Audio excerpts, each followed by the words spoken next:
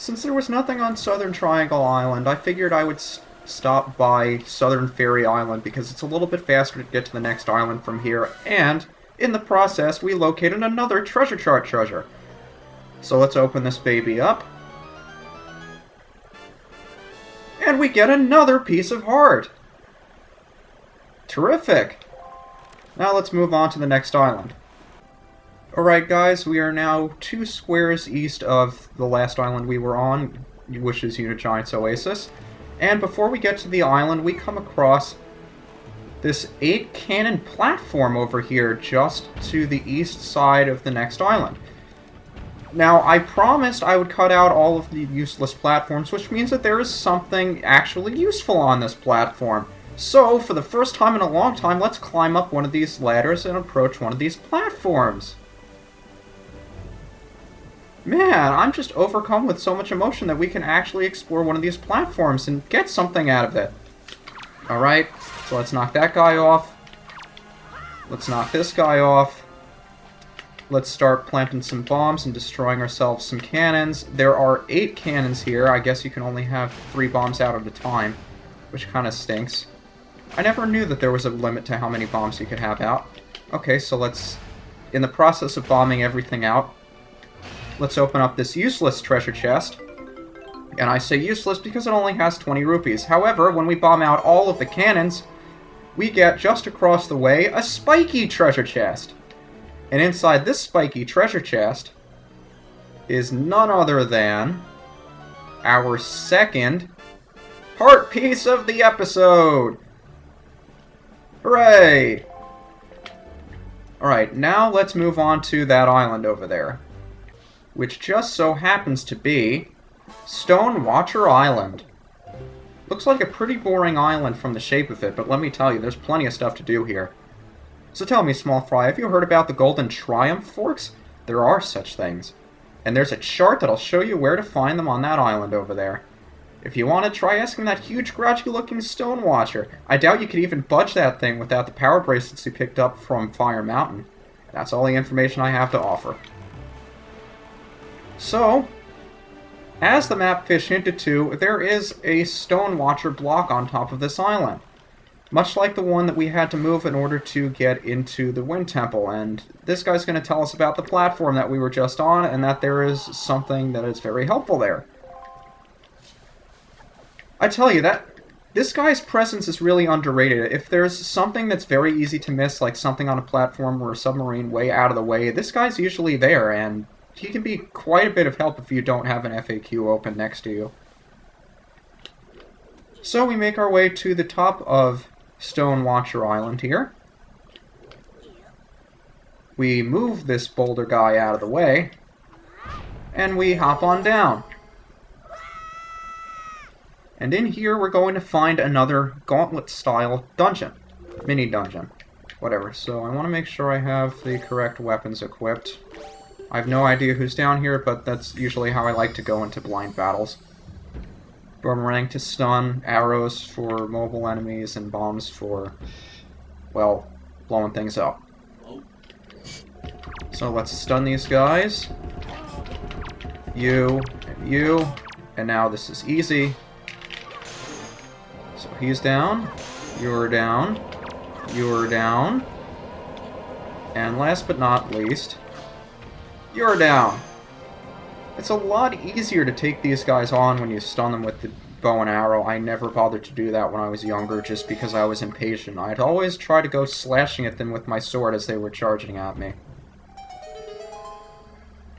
And I'm not entirely sure which is the faster way to deal with them. If you have some strategy to get around those guys and strike them from behind, then I suppose it's not too bad. Oh, I don't think I ever parry attacked one of these guys before. Boy, he's got a sharp fist, I tell you, that thing's more powerful than his actual weapon. Okay, so they're both dead, and since I don't need any of the spoils that they give me, I can just immediately exit the room after beating them. That makes things go so much faster rather than spend 15 seconds picking up everything they drop. It seems like a triviality to you guys, but it's a bad habit that I get into. So let's get rid of as many of these guys as we can, because I can't use fire arrows more than once while another thing is on fire. So let's swap modes to get the regular arrows out again, just in case. And continue forward. I'm having a lot of fun just breezing through these rooms and not bothering to pick things up. I don't know how many times I'm going to say it, but god damn it, I love picking items up, and it feels strange not actually going back to get everything that these guys drop. And probably if I was just playing this on my own, I'd go after everything. Even if I didn't need it, I'd probably still go after it. Actually, I could use a recovery heart. Why not? It's there, it's free. And once we clear all 4 rooms, we spawn 2 Dark Nuts. You can get a cheap shot on one of them to knock off their armor. So be ready to do that when you can. And, of course, be ready to parry attack when you can. So, let's start beating on these guys now that we've taken down their armor. And you'll notice that their weapons are strong enough to bring down the pillars in here. So if they happen to swing into one of those things, it'll usually, you know, bring down a lot of rupees. I'll just open these up to get them out of the way, and I could use a little bit of recovery, but like I said, I'm not going to be doing too much item grinding here. I just need a lot of rupees for later on. Well, not later on, but fairly soon. So if we pick up their weapons and swing them into these pillars, we usually get a decent amount of rupees. Like you see here, that was... that's got to be like 80 or 90 rupees right there. Like I said, all of these areas that have Triforce Charts in them will give you a lot of rupees, because you need a lot of rupees to get them deciphered. So be sure to work your way through these places and clear them out completely, because you can make a lot of money here, and you're going to need it. So let's go through the big door that opened up. I know I'm going to need the Wind Waker. And in here we find another Wind Crest.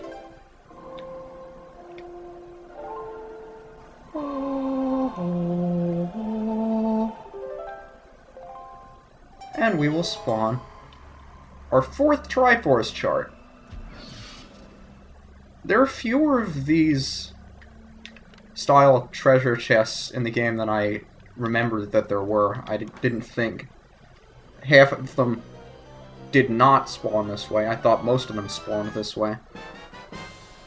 But regardless, we have our 4th Triforce Chart, and we can't read it, so we have to get it deciphered. And once again, we will open up all the pots around these treasure chests, because we need lots of money. Money, money, money, money! Money! And we'll work our way out of this dungeon, and move on to the next island to the west. So I'll meet you guys there. Alright guys, we have returned to the Islet of Steel, and since there is a treasure we want to pick up over here, I'm going to have to deal with all the gunships. So let's just take these down one by one so they don't bother us. Try to get moving here. And I'm sure one of these guys is going to hit us eventually. But for now, we'll just pretend that they won't, and continue firing!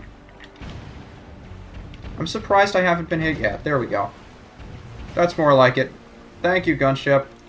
I don't give you guys enough credit, even though... I mean... Is anybody actually manning those gunships?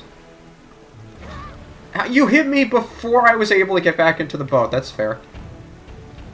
I don't want to sail any further to the west to get that guy, because it'll be difficult for me to get back without changing the wind. And I am stubborn, and I don't like having to change the wind.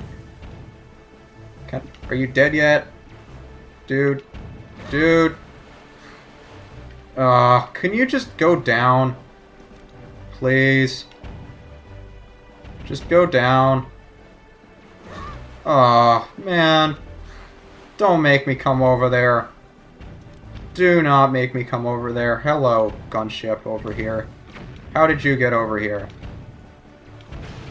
Okay, so you're down.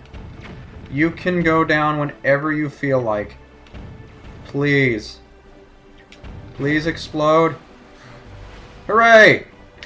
Now there's only one more we need to take down. I believe he's on the other side of the island, so we don't need to worry about him too much.